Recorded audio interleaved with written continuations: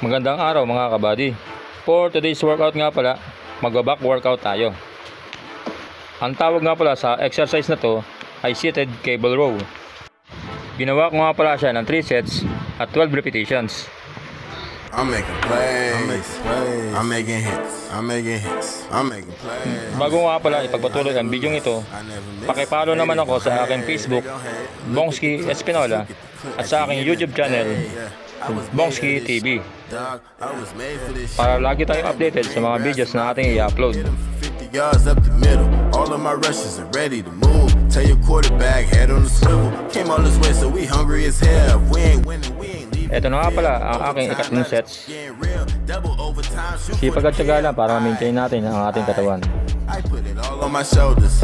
Give 100 till it's over.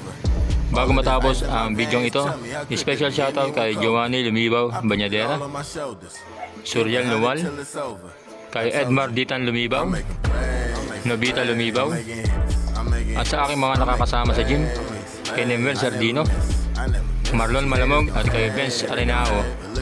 Maraming salamat po.